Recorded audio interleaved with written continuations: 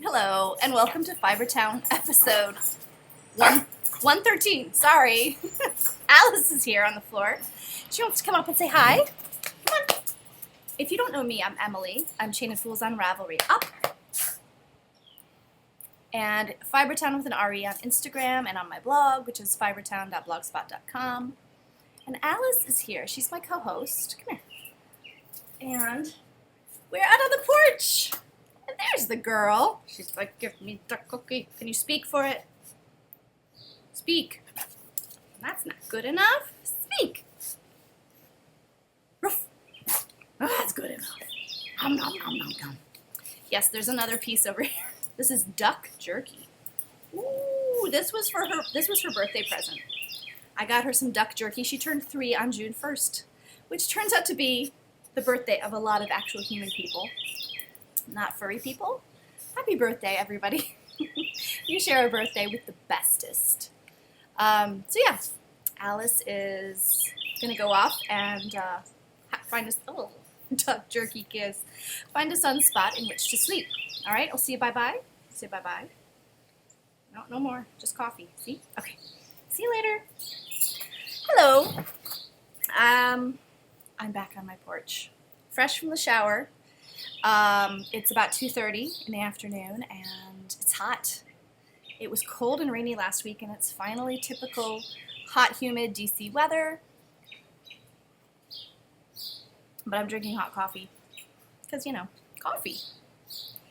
Alrighty, so let's welcome some folks who said hello in the interim from my last podcast to this.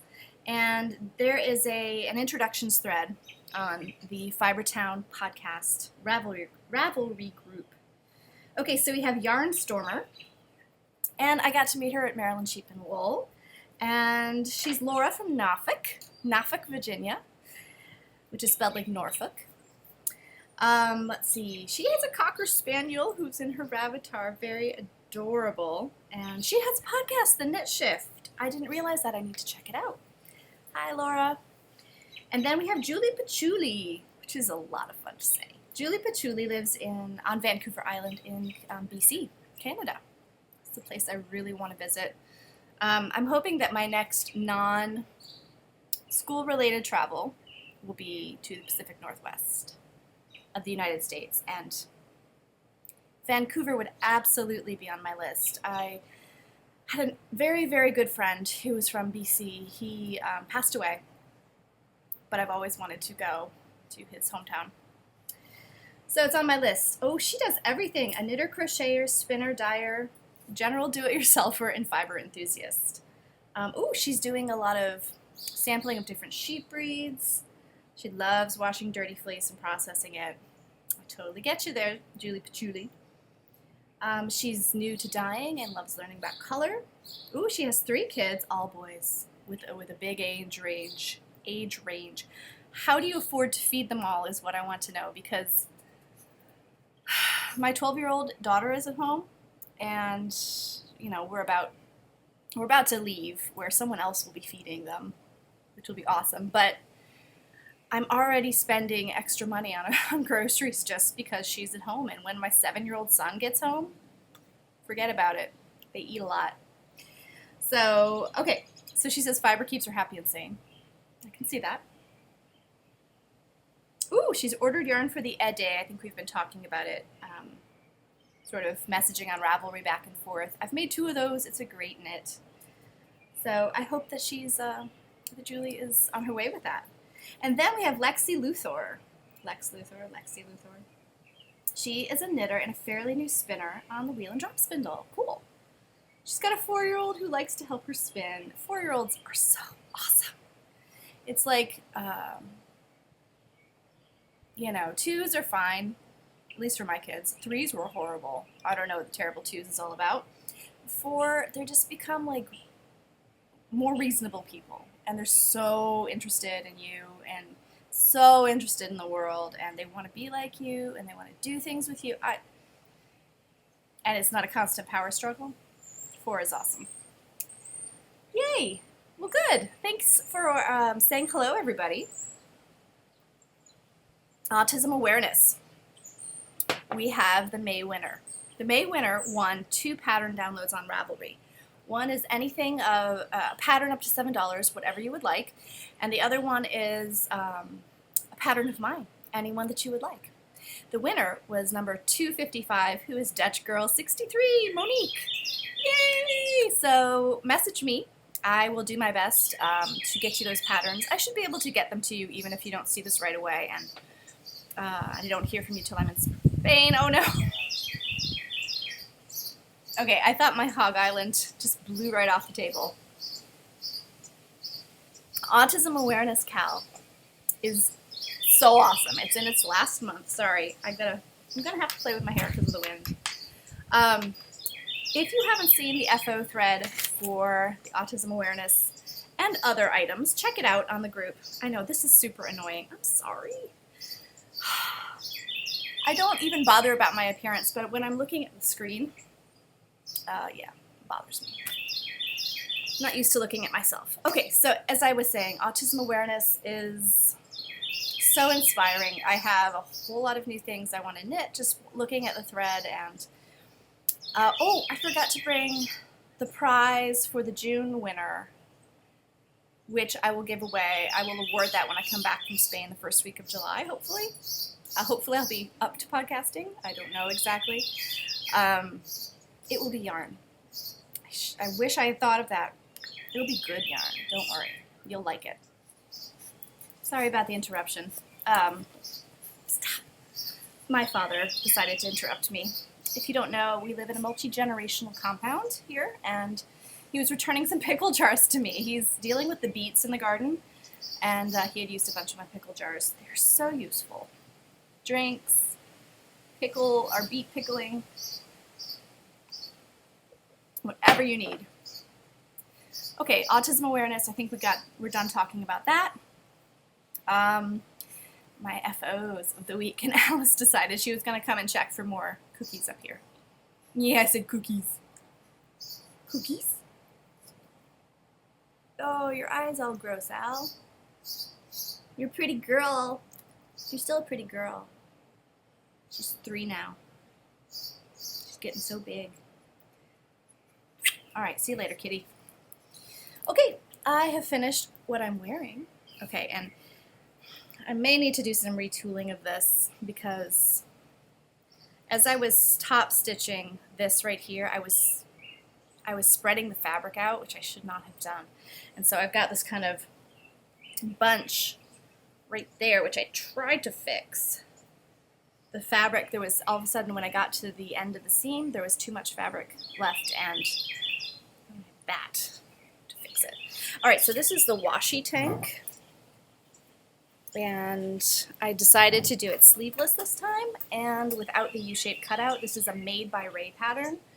And I got the fabric at Joann's on sale, and it's a nice cool top for the unbearably humid DC days. I apologize for all the extra coffee drinking. I watched Game of Thrones last night and I had insomnia after that. Go figure. Okay, the other FO is a knitted one. You see it right here?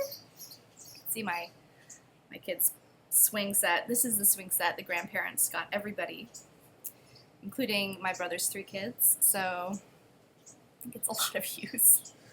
And right now there are some Carolina wrens who have built a nest in it, and all of the fledglings are trying their wings, and they love getting on some of the lower parts of that playhouse and just kind of sitting there all ugly baby bird-like with random feathers poking out everywhere. It's very... Alice is quite interested, unfortunately. So we have to monitor her in the backyard while the fledglings are leaving the nest. Folks, my copper corgi Hitofude is done. Because I love you, I will put it on. Ugh. This is the Jones Street Sport in the fig colorway, and I knit a size slightly too large, but I will show you. It came out gorgeous, and There was some fudging here and there. Boop, boop, boop. It's just beautiful from the back, and the lace is just gorgeous, and you can wrap it around yourself in what the French call a cache-cœur, which literally means heart hider. So if you want to be cooler, or warm, you know, if it's cool out and you want to wrap yourself up, you can pin it with a shawl pin. I love my penannular brooches for that reason, and it's just amazing. It's amazing yarn. I could see knitting this again without the lace, frankly, and just having it be stockinette. Wouldn't it be an awesome hand spun sweater? Just stockinette. That might happen at some point. Hitofude. This gave me mega yardage for Stash Dash. Because yes, indeed, I have decided to do Stash Dash. I am already about 3,000 meters in. So what have I got to lose? By the time Tour de Fleece is over, I should have everything else in oh, shoot. It's been so long since I recorded, I just remembered something else I forgot to show. Might have to pause this again. At any rate, with all the spinning I plan to do this summer, I don't even have to worry about finishing knitted objects to finish Stash Dash. I just realized that I forgot an FO, so I'll be back. Okay, I'm getting my junk yarn socks presentable to show you all. And I want to say thank you so much for your response on the Ross Farm interview with Amy. I loved talking to her, and I'm so glad you guys enjoyed watching our conversation. And if you haven't checked out her store, go and look. She has set aside a fleece for me that I'm super excited about. Okay, junk yarn socks. Ta-da! These were knit out of nuggets of fingering weight yarn. This is my second one. Kind of in love. You can see I used some rainbow yarn I had left over, some self-striping, and ended with this white toe and then whoop, a little bit of green. So this is my vanilla recipe with a double gusset heel by Christy Payne, used to be Brockway, nay Brockway. And these were my May socks, and I finished them in time. So I'm going to show you my June socks in just a minute, but first I decided to get the giveaway yarn for the June Autism Awareness Prize. Okay. This is Dragonfly Fibers. Now this was a gift to me from Marlisha of Pen Hook and Needles, and it seems only right, since she is the one who, she and her daughter Talia are the ones who organized the Autism Awareness knit along, Cal, that I'm going to give this away in thanks to her for including me in this.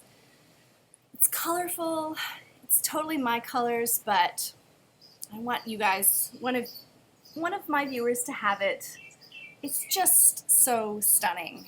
This is Dragon Sock, which is 100% superwash merino, and I'm looking for the colorway, and it doesn't say. Holy cow, it doesn't say? At any rate, isn't it gorgeous? Purples and greens. And really, this is like this is a blue right here, and then there's a bit of browns where the colors meet. So this will be the June prize. So enter your FOs.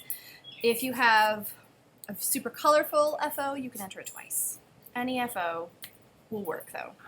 If it's not super colorful, 75% colorful, then you get one entry. Okay? Because autism awareness is represented by the very colorful puzzle. Because it truly is a puzzle, folks. And everyone who is affected by it is affected differently. My June sock. We're on to works in progress. It's in my Megan bag, my Magnolia bag. I have one of them finished, and these are going to be for my mother-in-law. Let me just grab this sock blocker so I can show you. This is out of I think the first Regia I have used. This was a gift from my friend Sarah Flauneuse, who lives in Germany. She can get all the Regia. And this was the Kristen Nicholas. The Kristen Nicholas design line. Let me show you all the ball band. Here it is. Here she is, Kristen Nicholas. Regia design line, Colorations Color. It's a descriptive name. This is colorway. It's a 4-ply, 75/25 merino nylon. It's colorway. It's color 03315. Farbe. Did I say that right? And the second one is on the needles. Magic loop, just like my others. Well, no, my other socks were on DPNs, my junk yarn socks. These are on Addy sock rockets, which are so pointy. These are the ones that I stabbed myself with. Let's see. I've just finished the ribbing. These are going to be for my mother-in-law, who is undergoing chemotherapy, and I will be seeing her in about 2 weeks. So yeah, I need to make sure I put this back in my Poke Me Not from Jan B. Smiley. There she is. Nope, that's not right. Poke Me Not. Jan B. Smiley on Etsy. So this went super fast. I think I knit this in 5 days, which is fast for me. I'm a little worried that it's not long enough, but she has teeny tiny, the woman's not even 5 feet tall. So I hope they fit. I will bring yarn so I can lengthen them just in case. It's my typical sock. Oh, but it's just a single gusset, this one.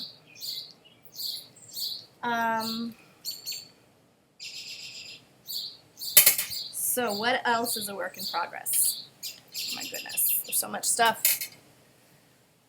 Where are my show notes? Okay, so, okay.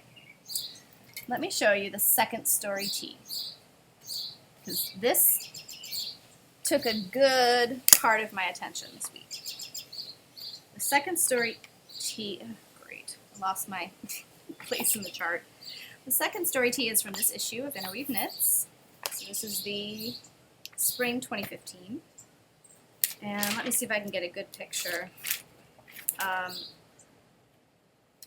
I'm knitting this out of a very deep stash yarn for me. I think I figured out I've been knitting for about 6 years.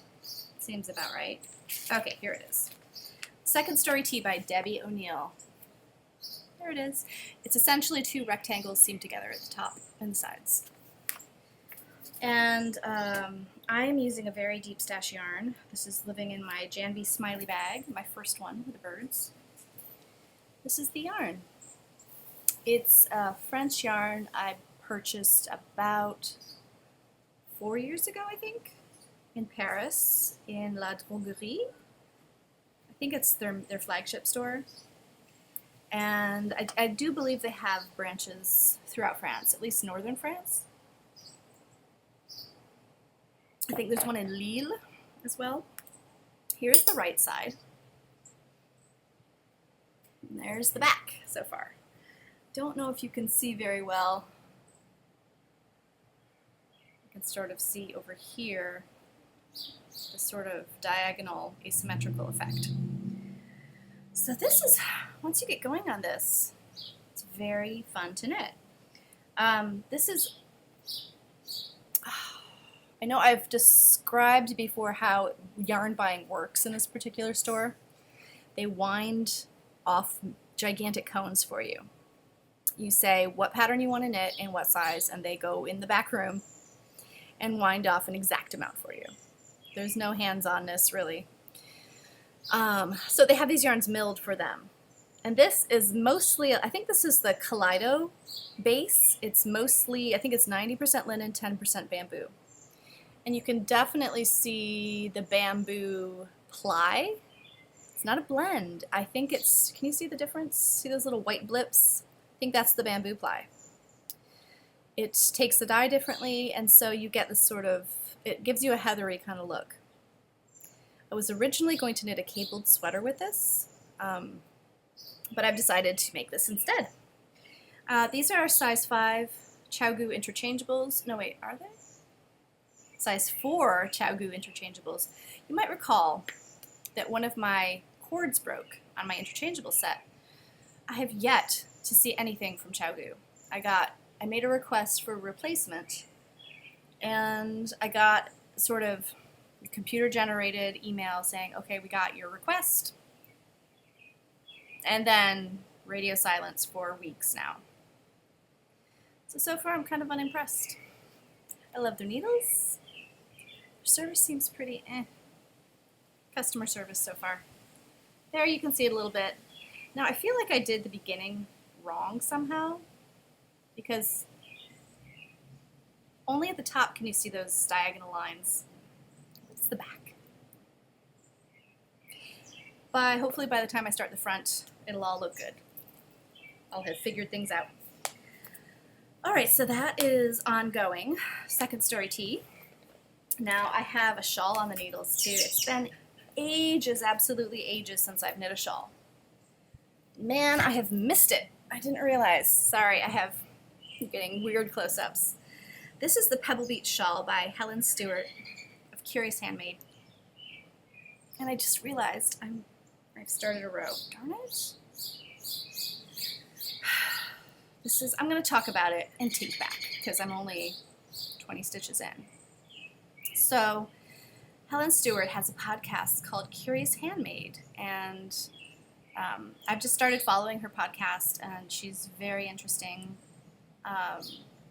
She's an Australian person living in London, and she designed the Pebble Beach for, I don't remember the name. It was Knit Brighton. No, not Knit Brighton. It was some sort of yarn festival in Brighton, England. And this pattern, the Pebble Beach, won, I guess, pattern of the festival. And rightfully so. It was a slow start for me. I didn't get into the groove of the pattern right away, but now I can barely put it down. And I'm about, according to the pattern, about 40% of the way through. It's easy to knit, but strangely potato chippy. So, here's the Pebble Beach. I'm on US 6s, 4mm needles.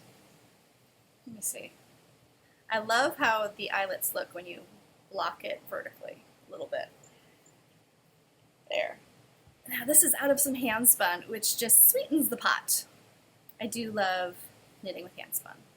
This I spun, I don't know when I spun this, a year or two ago. I feel like it's at least a year old. And this is Polworth from Unwind Yarn Company. Dana of Unwind. It's no longer dyeing fiber, unfortunately, so this is very special. And did I say fortunately? I meant unfortunately. It's hot out here. So I just love the way the colors change, and it's not really accurate on the screen. This is much more of a muted aqua turquoisey color. It's really lovely. Did I say Aurora Borealis colorway? Because that's what it was. 100% Polworth. Now, Helen writes her patterns in a way that gives you the percentage that you have completed so far. And I have completed 40% of the pattern. I have this much yarn left. This was 4 ounces, 600 yards. And yeah, I have tons left. So I'm just gonna keep going. Now that I see how this thing works, I'll just keep going until I feel like stopping. I'll probably take this, I'll take this to Spain with me. This will not get finished before then, but I think I'll be knitting on it a bunch. Look at that. That color right there is so pretty. I think there's a picot bind off at the end too, so that'll be a first for me. So I think the end of the ball of yarn is darker, which I think is going to be lovely. This is being kept in the project bag I made. I love that I made something with a zipper. Can I tell you how happy it makes me? It makes me happy. Okay, what next? All right. I can confirm that there has been work done. Oh, hang on a sec. Sorry about that. This is interruption central, isn't it? Okay. I think when I leaned over, one of my boobs touched the keyboard and paused it. TMI, folks. Tell you, when you stop podcasting, you get out of your routine. It's hard to get back.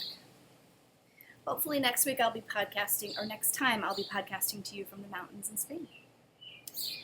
Cannot wait. Okay, so my sock yarn blanket, my mitered square blanket.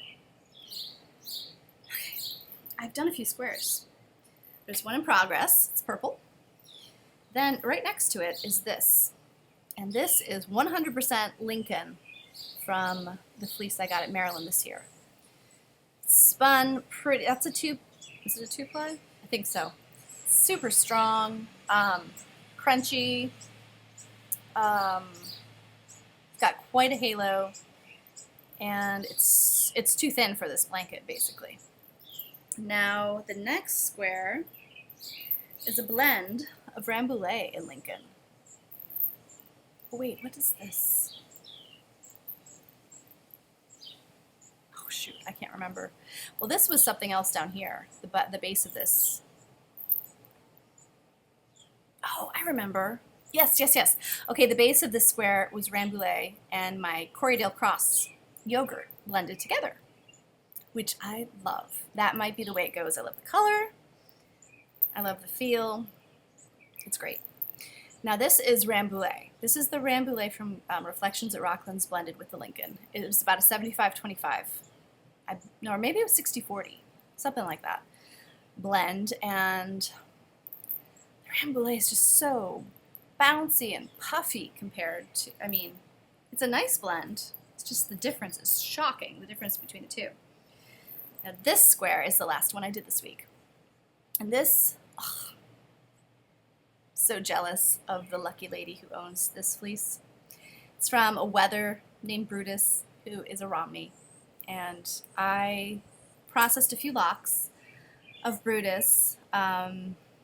This was Magnolia 13, who bought this at Maryland this year. She let me take home a few locks.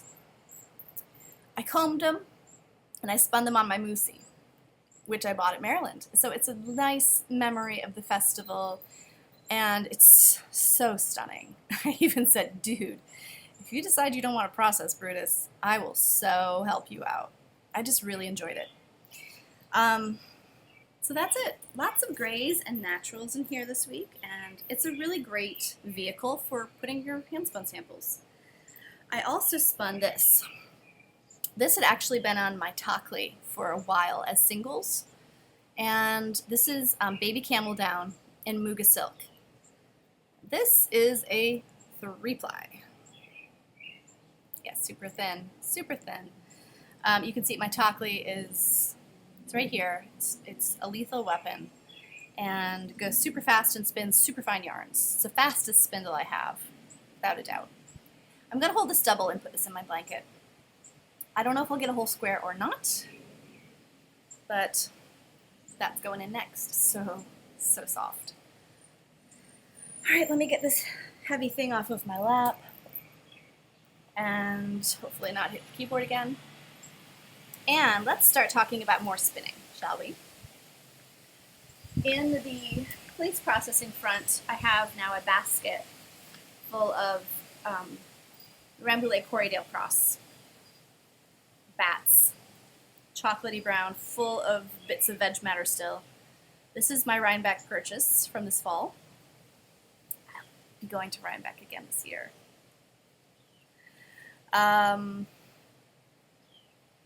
You can see a bit of white there. This fleece had random patches of white, and if there are a few hairs that got in there, I just let them be.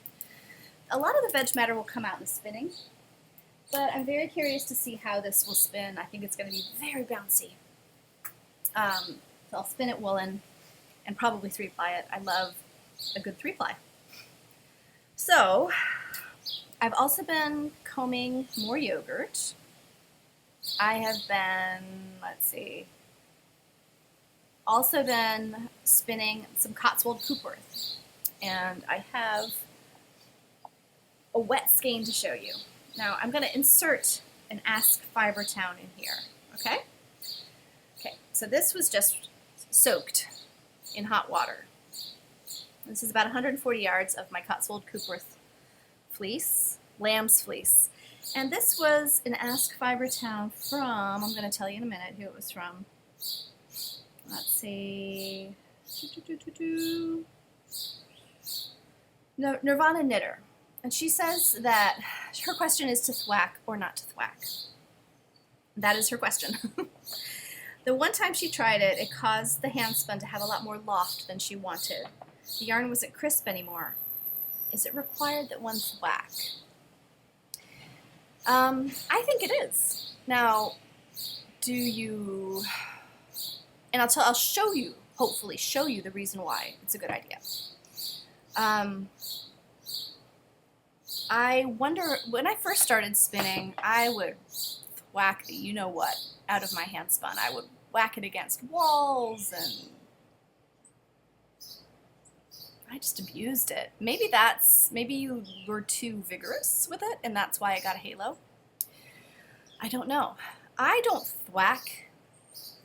I call it popping. Lock and pop, right? So, I have already popped this once, okay? And then I just stopped and I was like, wait, this is perfect for a demonstration. So this is not going to be as dramatic as it would have been had it been straight out of the bath. But do you see those curlies? Yeah? I hope this works now that it's cooled down a bit. But you can see there are a bunch of pigtails in there still. That's what those little curlies are called in spinning, pigtails. You can see that right there. So what I do, and I take the skein in both hands like this, and I pop it. You can see, I don't know if you can see water droplets on the computer now. Now, let's take a look and see if there are pigtails anymore. Nope. Pigtails are gone. They're gone. That's the popping that I do, and what I believe it does is redistribute energy. Ply twists, usually, that's built up in the singles. You could stretch it out, but I wouldn't be, banging it around your head. I think that just makes energy that might be concentrated in those pigtails to, flow into different parts of the yarn. You could probably lasso it around your head too, but that might get tangled. So I prefer to just pop it and then let it dry without a weight on it. Probably take a million years to dry in the humidity. So I hope that answers your question. I hope that helps. How do you guys finish your yarn? I soak it in hot water and I pop it. Okay, I have weaving left, I have acquisitions, one more Ask Fiber Town, and then projects to travel with. Projects with which to travel, shall I say. Okay, I have something on my Cricut loom. It's out of this. The weft is this, the Flock Bransonus hand-painted silk fingering, 100% silk. 450 yards in the Dolly colorway. This was a gift, you guys. And I've wanted to do something with this for a long time, but don't really love knitting with stuff that doesn't have wool in it. Take a look. It's just stunning. And the ball looks terrible, but it's amazing. I think the Flock Bransonus is a local-ish dyer to me, somewhere in Virginia. And they don't have a web presence. They are very old school. Festivals only, I believe. They might now have a web presence, but they did not when I bought this. And I just am looking at some spinning I forgot to show you. Anyway, this is on my Cricut if I can bear to let it go, and if I can finish it before I leave for Spain, then it will be a present for my sister-in-law. I'm going to show you an Instagram photo of the weaving so far. There it is. I've warped the loom with some Egyptian cotton on each side, and then in the middle I've put a few. I've put the weft yarn, which is a different weight from the side yarns. The side yarns are like Taki Cotton Classic. I think it's a worsted or a light worsted, and this is a fingering in the middle. It's the same yarn I just showed you. So I think it's going to give it some interesting texture with this, like a lighter, looser weave in the center. It's what I had. It's what I had for warp. I don't have a lot of warp yarns, cottons, and that sort of thing. So let me just quickly show you. Hopefully I'll be able to show you guys that next if I'm in Spain and I bring it with me. Okay, I have also finished nearly 600 yards of Crown Mountain Farms Superwash Merino, 8 ounces in the Atlantis colorway. That's an amazing deal for 8 ounces. I'm just looking at the price. This was from my Fiber Fairy Godmother. So this is how it turned out. This skein got all mangled. I have to re-skein it, which I probably won't. I'll just deal with it when I wind it up for a project. You know what I think this would work for? I spun this really quick and dirty and, excuse me, kind of thick and thin. And it's really interesting how their painting technique spins up. I wouldn't say it's the most gorgeous roving I've ever seen. In fact, I was skeptical, but I really love how it ended up. So this reminds me kind of some Miss Babs colorways. You know, how it's just crazy colors, but yet this is sort of muted. I think this would make an amazing Way-It shawl, Yowza Way-It shawl. I spun it really loosely because it's merino. I'm not going to ask it to do anything hard wearing. So I spun and plied it pretty loosely. I mean, the ply is okay. It's not loosely plied. But the singles were loosely spun. And just kind of a woolen spinning technique for the singles. So I think that will become a Way-It shawl. And it's 590 yards, I believe, so that's kind of on par for what Yowza comes in, the put-up of Yowza. So that is in the future. Okay, I just forgot some more spinning. This is my Tockley, as I showed you, and this is Hog Island. That's kind of bad down there. It's the end of the spinning. This is a Hog Island single that I got at History Unwound, and this was the fiber that just flew across my table earlier when the wind kicked up. So short stapled. It is so short stapled, people. And this is just like a little carded flat. I didn't even bother to roll this up into a roll-ag. I have still so full of veg matter. Like, look, can you see that? Again, a lot of that will come out in the spinning because you can see it's just, there's some veg matter in there. Hog Island is a primitive breed. It's got an amazing story. I know I've told you the story before. Check the Fleece and Fiber source book if you want to see the whole story. So this, I don't know if I'll bring my Tockley with me when I travel. Seems like a recipe for disaster because, yeah, TSA is going to say no to that. And I could put it in my luggage, but I don't know. So I wanted to spin this up. History Unwound. All my little samples from the Beth Smith class that I took, which are just fabulous. Okay, speaking of spindles, I got myself a Turtle Made. It's my second Turtle Made spindle. Here's the card. She's on Etsy. And here she put, now I have Chain of Fools stuck in my head, thank you, because my Etsy username is also Chain of Fools. Chain of Fools. That's because I started out as a crocheter. Chain stitch and so forth. So she sent a little bit of what I am assuming is merino. And I just spun a little bit of it. I got all gray. or it's silver, I think. You can choose different colors for the different parts of the spindle. So this is a supported Turkish spindle. You can use it drop or support. I love it. It spins really well.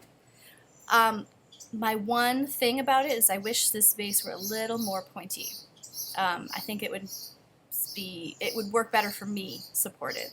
But this is my on the airplane spindle. Because it's tiny, it's unbreakable. It's made from a 3D printer, and you know, I don't have to worry about my beautiful Spanish peacock wooden spindles getting either turned away because they have sharp points even for wood, or getting damaged. And this is just perfect travel spinning. Just put it on a little tray table and go to town.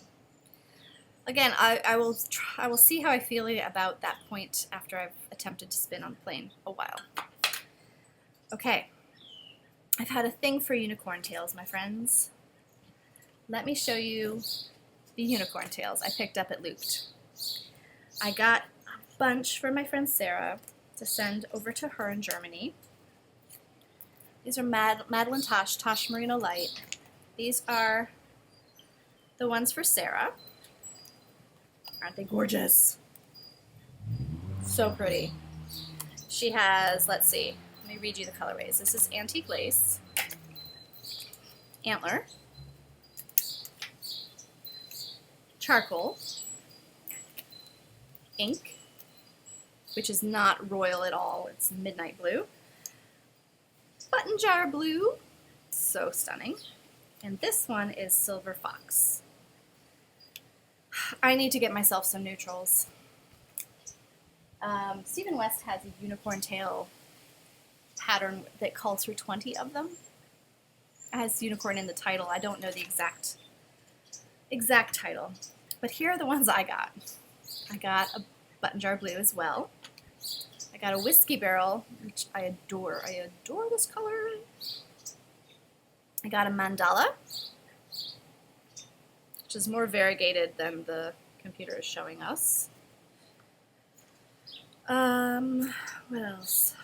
Let's see. I got celadon, which is a very light green. And I got, is that it? 1, 2, 3, 4. I might have also picked this, I don't remember which trip I got this on, Jade. Stunning, stunning stuff. So next time I'm going to get some of those neutrals. I think they just restocked. They have the whole line, all 30 colors that the unicorn tails come in. It's gorgeous stuff. That's it, folks. So wheels up next week for us. And I wanted to record now because I might be having some dental shenanigans this week. My pain in the butt tooth is bothering me again. I've had 2 root canals on it. I'm ready to say goodbye to it.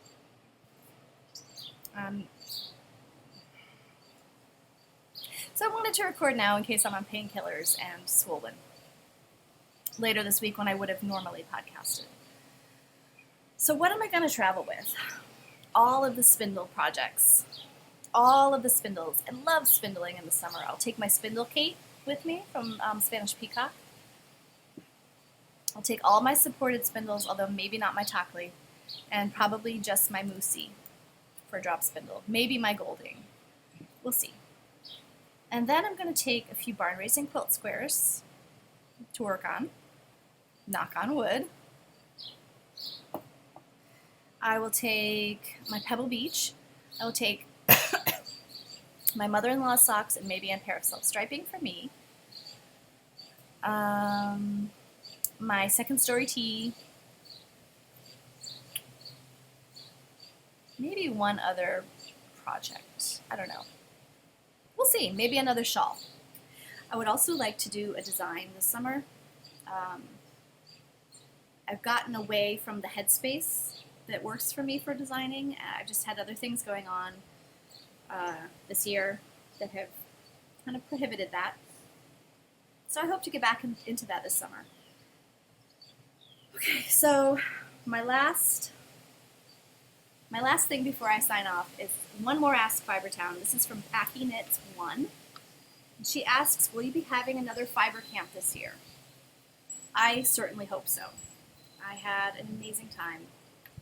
All of my fiber campers have graduated today. They had graduation, so they are off. And I know that the knitting is going to stick with most, if not all of them. I had 7 or 8. 8. So yes, I definitely want to do it again next February. It's a lot of fun. I got to spend days with my husband too. And so the answer is yes. What are you guys going to do this summer? Stash Dash, Tour de Fleece, Summer of S. I do hope Summer of S is on your list. It starts June 15th. It goes till September 1st. I'll be spinning a lot this summer. As I alluded to, I'm going to be having another fleece come in the house, hopefully soon. One thing I did want to mention is that I have, what's the word? I wanted to say insane and amazing at the same time. Insane and amazing prizes for the Summer of S.